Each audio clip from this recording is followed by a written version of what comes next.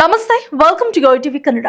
ರೈತರನ್ನು ಆರ್ಥಿಕವಾಗಿ ಸಬಲೀಕರಣಗೊಳಿಸುವ ಮಹತ್ವಾಕಾಂಕ್ಷೆಯ ಪ್ರಧಾನಮಂತ್ರಿ ಕಿಸಾನ್ ಸಮ್ಮಾನ್ ಯೋಜನೆ ದೇಶಾದ್ಯಂತ ಲಕ್ಷಾಂತರ ರೈತರಿಗೆ ವಾರ್ಷಿಕವಾಗಿ 6,000 ರೂಪಾಯಿ ಆರ್ಥಿಕ ನೆರವನ್ನ ನೀಡುತ್ತಿದೆ.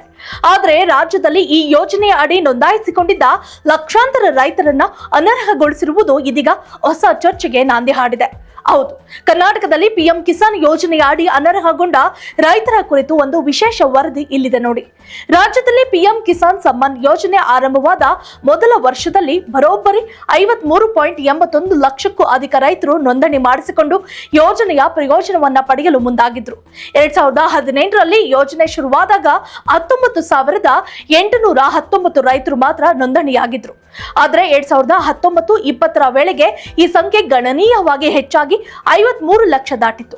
ಇದು ಯೋಜನೆಯ ಜನಪ್ರಿಯತೆಗೆ ಸಾಕ್ಷಿಯಾಗಿತ್ತು. ಆದರೆ ಈಗ ದೊರೆತಿರುವ ಮಾಹಿತಿ ರೈತರಿಗೆ ಶಾಕ್ ನೀಡಿದೆ. ಯೋಜನೆಯ ಫಲಾನುಭವಿಗಳ ಪಟ್ಟಿಗಿಂತ 7 ಲಕ್ಷಕ್ಕೂ ಅಧಿಕ ರೈತರನ್ನ ಅನರ್ಹಗೊಳಿಸಲಾಗಿದೆ. ಇದು ಒಂದೇ ಬಾರಿಗೆ ತೆಗೆದುಕೊಂಡ ನಿರ್ಧಾರವಲ್ಲ. ಹಂತವಾಗಿ ಪರಿಶೀಲನೆ ನಡೆಸಿ ಈ ಕ್ರಮ ಕೈಗೊಳ್ಳಲಾಗಿದೆ ಎನ್ನಲಾಗ್ತಿದೆ. ಅನರ್ಹತೆಗೆ ಹಲವು ಕಾರಣಗಳನ್ನು ಕೂಡ ನೀಡಲಾಗಿದೆ. ಹೌದು, ತಮ್ಮ ಹೆಸರಿನಲ್ಲಿ ಸರಿಯಾದ ಭೂ ದಾಖಲೆಗಳು ಇಲ್ಲದ ರೈತರು, ಈ ಕೆವೈಸಿ ಪ್ರಕ್ರಿಯೆಯನ್ನ ಪೂರ್ಣಗೊಳಿಸಿದ ಫಲಾನುಭವಿಗಳು, ಆದಾಯ ತೆರಿಗೆ ಪಾವತಿಸುವವರು, ಸರ್ಕಾರಿ ಸೇವೆಗಳಲ್ಲಿ ಇರುವವರು, ಸಾಂವಿಧಾನಿಕ ಹುದ್ದೆಗಳಲ್ಲಿ ಕಾರ್ಯನಿರ್ವಹಿಸುತ್ತಿರುವವರು ಸೇರಿ ಹಲವರನ್ನ ಅನರ್ಹ ಎಂದು ಘೋಷಣೆ ಮಾಡಲಾಗಿದೆ. ಈ ಕಟ್ಟುನಿಟ್ಟಿನ ಪರಿಶೀಲನೆಯ ನಂತರ ಈಗ ರಾಜ್ಯದಲ್ಲಿ 47.5 ಲಕ್ಷ ರೈತರು ಮಾತ್ರ ಈ ಯೋಜನೆಯ ಪ್ರಯೋಜನವನ್ನ ಪಡೆಯುತ್ತಿದ್ದಾರೆ. ಪಿಎಂ ಕಿಸಾನ್ ಯೋಜನೆಯ ಅಡಿ ರೈತರ ನೋಂದಣಿ ಕಾರ್ಯ ನಿರಂತರವಾಗಿ ನಡೆಯುತ್ತಿದೆ. ಹಾಗಾಗಿ ಪ್ರತಿ ಕಂತು ವಿತರಣೆಯ ಸಂದರ್ಭದಲ್ಲಿ ರೈತರ ಸಂಖ್ಯೆ ಹೆಚ್ಚು ಕಡಿಮೆಯಾಗುತ್ತಿರುತ್ತದೆ. ಅರ್ಹರನ್ನ ಸೇರಿಸುವುದು ಮತ್ತು ಅನರ್ಹರನ್ನ ಕೈಬಿಡುವ ಪ್ರಕ್ರಿಯೆ ಸದಾ ಚಾಲ್ತಿಯಲ್ಲಿ ಇರುತ್ತದೆ. ರೈತರು ತಮ್ಮ ಆಧಾರ್ ಮತ್ತು ಪಹಣಿ ದಾಖಲೆಗಳೊಂದಿಗೆ ಫ್ರೂಟ್ಸ್ ಐಡಿ ತಂತ್ರಾಂಶದಲ್ಲಿ ರೈತ ಸಂಪರ್ಕ ಕೇಂದ್ರಗಳಲ್ಲಿ ಹೆಸರು ನೋಂದಾಯಿಸಿ ಈ ಕೆವೈಸಿಯೊಂದಿಗೆ ಯೋಜನೆಯ ಪ್ರಯೋಜನವನ್ನ ಪಡೆಯಬಹುದು. ಒಂದು ವೇಳೆ ಜಮೀನಿನ ಮಾಲೀಕರು ನಿಧನರಾಗಿದ್ದಲ್ಲಿ ಇತರೆ ವಾರಸುದಾರರು ಪೌತಿ ಖಾತೆ ಮಾಡಿಸಿದ್ರೆ ಯೋಜನೆಗೆ ಅರ್ಹರಾಗುತ್ತಾರೆ.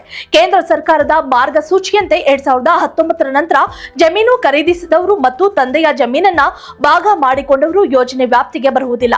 ಒಂದು ವೇಳೆ ತಾಂತ್ರಿಕ ದೋಷ, ಈ ಕೆವೈಸಿ ಸಮಸ್ಯೆಗಳಿಂದ ಯಾವುದೇ ರೈತರ ಹೆಸರು ಪಟ್ಟಿಯಿಂದ ಹೊರಗುಳಿದಿದ್ರೆ ಮತ್ತೊಮ್ಮೆ ಪರಿಶೀಲನೆಗೆ ಒಳಪಡಿಸಲು ಅವಕಾಶವಿದೆ. ಈ ಯೋಜನೆಯ ಅಡಿ ರೈತರಿಗೆ ವಾರ್ಷಿಕವಾಗಿ 6,000 ರೂಪಾಯಿ ಆರ್ಥಿಕ ನೆರವು ನೀಡಲಾಗುತ್ತದೆ. ಇದನ್ನು 2,000 ರೂಪಾಯಿಗಳಂತೆ 3 ಕಂತುಗಳಲ್ಲಿ ಪ್ರತಿ 4 ತಿಂಗಳಿಗೊಮ್ಮೆ ನೇರವಾಗಿ ರೈತರ ಖಾತೆಗೆ ವರ್ಗಾಯಿಸಲಾಗುತ್ತಿದೆ. ಪಿಎಂ ಕಿಸಾನ್ ಯೋಜನೆಯಿಂದ ಲಕ್ಷಾಂತರ ರೈತರನ್ನ ಅನರ್ಹಗೊಳಿಸಿರುವುದು ಸಹಜವಾಗಿಯೇ ರೈತ ಸಮುದಾಯದಲ್ಲಿ ಆತಂಕ ಮತ್ತು ಗೊಂದಲವನ್ನ ಸೃಷ್ಟಿ ಮಾಡಿದೆ. ಸರ್ಕಾರದ ಉದ್ದೇಶ ಯೋಜನೆ ದುರ್ಬಳಕೆಯಾಗುತ್ತಿರುವುದನ್ನ ತಡೆಯುವುದಾಗಿದ್ರೂ ಕೂಡ ನಿಜವಾದ ಅರ್ಹ ರೈತರಿಗೆ ಅನ್ಯಾಯವಾಗದಂತೆ ಎಚ್ಚರ ವಹಿಸುವುದು ಅಷ್ಟೇ ಮುಖ್ಯ. ಮುಂದಿನ ದಿನಗಳಲ್ಲಿ ಇನ್ನಷ್ಟು ರೈತರು ಅನರ್ಹರಾಗಲಿದ್ದಾರೋ ಅಥವಾ ಇದಕ್ಕೆ ಬದಲಾವಣೆ ತರಲಿದೆಯೋ ಕಾದು ನೋಡಬೇಕಾಗಿದೆ. If you like this video, ಬೇಗ ಲೈಕ್ ಮಾಡಿ, ಕಾಮೆಂಟ್ ಮಾಡಿ, ಶೇರ್ ಮಾಡಿ ಹಾಗೂ ಯೋಯೋ ಟಿವಿ ಕನ್ನಡವನ್ನು ಸಬ್ಸ್ಕ್ರೈಬ್ ಮಾಡಿ.